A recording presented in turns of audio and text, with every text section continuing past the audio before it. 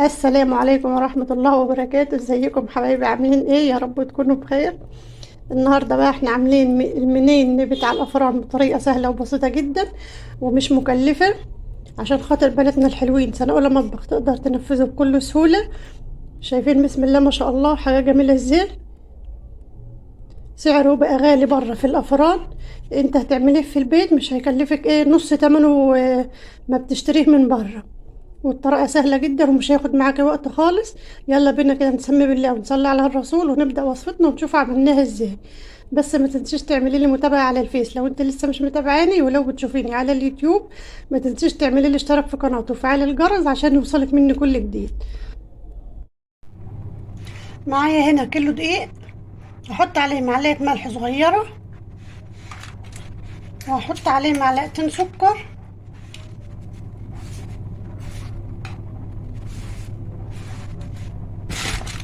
وهحط معلقة لبن بودرة،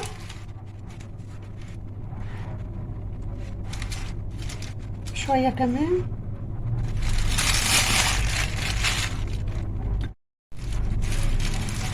وهحط معلقة صغيرة ريحة كحك،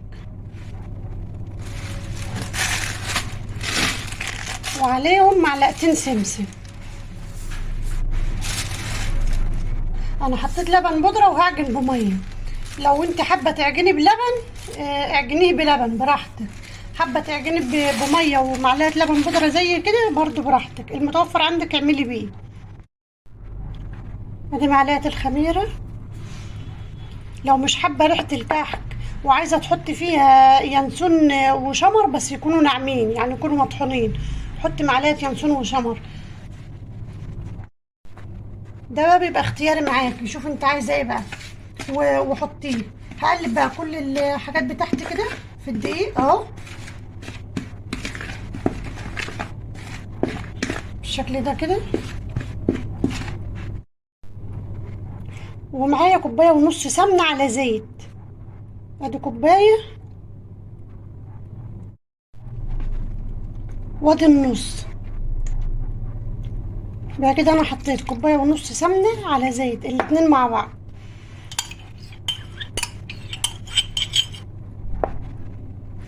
عايزه تعمليها بسمنه بس براحتك، عايزه تعمليها بسمنه وزيت زي كده يبقى احسن،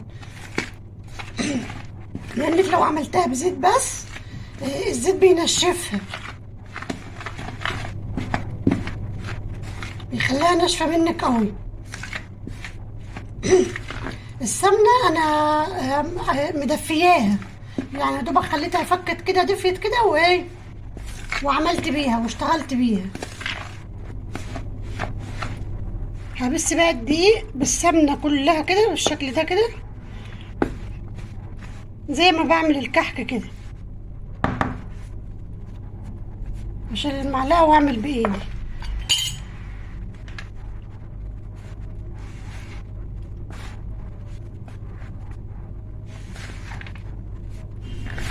بالشكل ده كده اهو.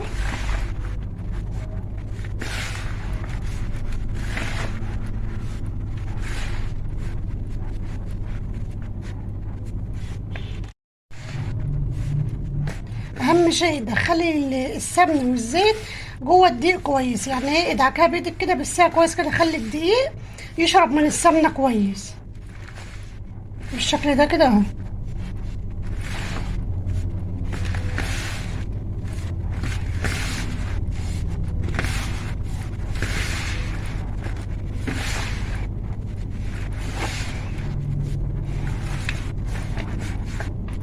اهي كده اهي.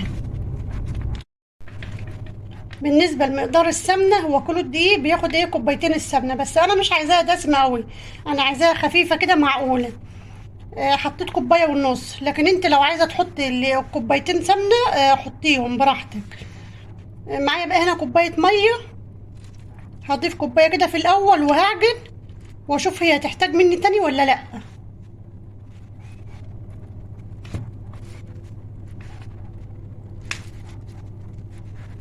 حطيت الكوبايه ميه كلها اهي، وهعجن واشوف.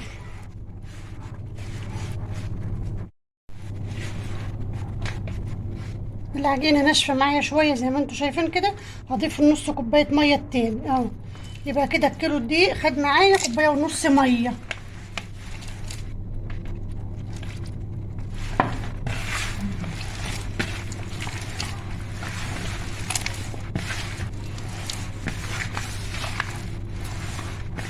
ومش هعجن فيها قوي، لان انا لو عجنت فيها قوي هطلع الجلوتين بتاع الدقيق، فهتقلب معايا عايش. انا بس يا دوبك ان انا بعمل بيضه كده اهو، بلم العجينه اهي، بلم في العجينه بالشكل ده كده.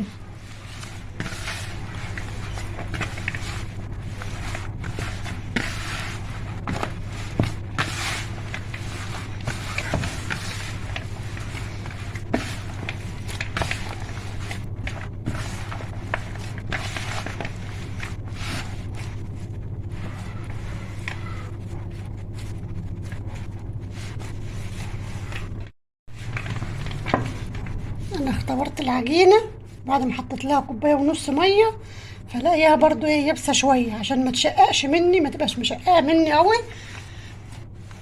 هضيف لها معلقتين ميه بس بالشكل ده كده. يعني انت لو لقيتيها اللي حطيت الكوبايه ونص ميه ولقيتها ناشفه معاكي برضو، زودي ما تزوديش بقى في الميه كتير، لا تزودي بالمعلقه اهو بالشكل ده كده اهو. كمان كوبايه الميه اللي انا حطيتها يعني في الاول عموما، انا كنت حاطه فيها معلقه خل.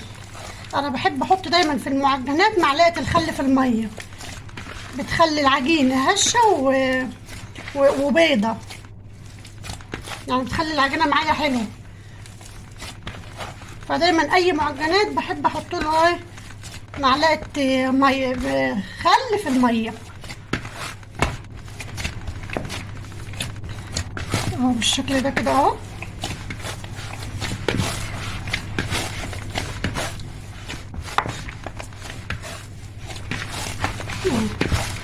الم كده وادوس كده اهو، ما بعجنش ما بعجنش فيها قوي.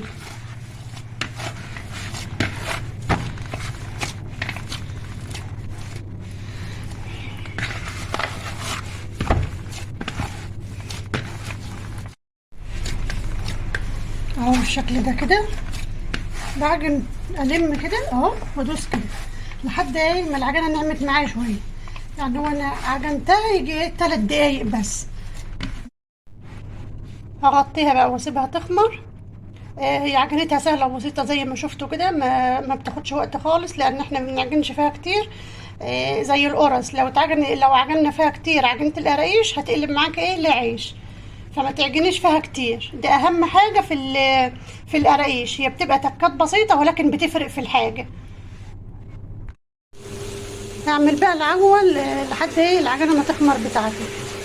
كان ده بلح سيوي، انا فتحته وطلعت النقه بتاعته اهو بالشكل ده كده، حطيته على النار، حطيت عليه معلقه سمنه، وهحط له شويه ميه صغيرين بالشكل ده كده،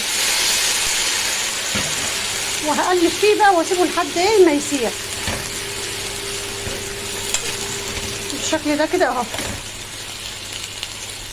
هقعد اقلب فيه بقى لحد ما يسيح معايا.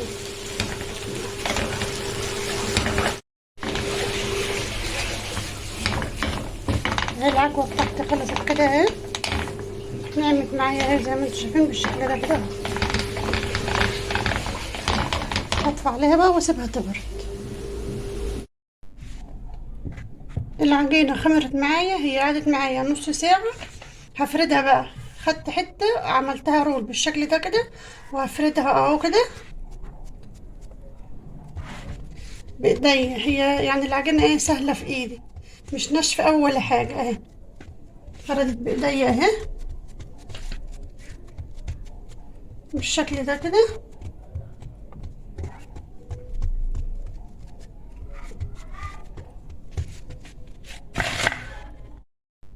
وادي العجوه بتاعتها احطها في النص بالشكل ده كده اهو.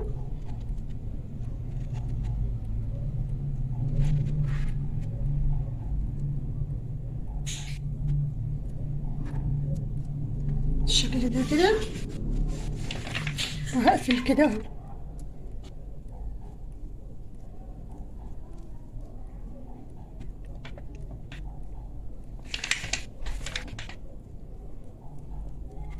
شكلها بقى الاشكال اللي انت عايزاها، يعني الشكل اللي انت تحبيه اعملي بيه. عايزه تعمليها كده، عايزه تعمليها مربعات، عايزه تعمليها اللي هو الرول الحلزوني ده. يعني اي تقطيع بقى انت تحبيها، ايه اهم شيء بس قفلي دي كويس كده اهي. اه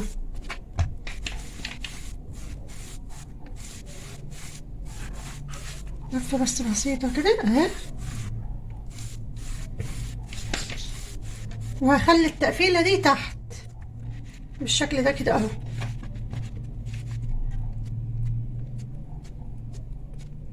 ابطل بقى كده اهو.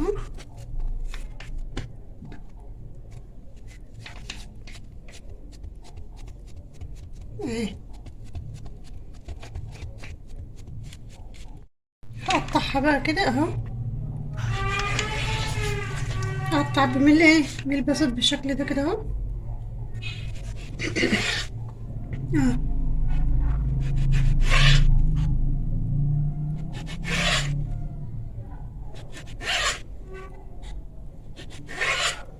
بالشكل ده كده اهو.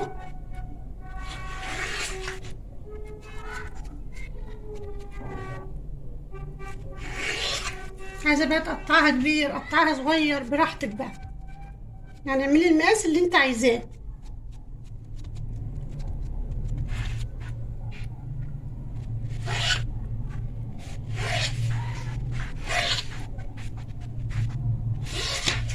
اهو هرص على الصاج. الصاج انا مش دهناه اي حاجه، لان هي العجينه فيها سمنه كتير، فمش محتاج ان انا ايه ادهن الصاج. بالشكل ده كده اهو.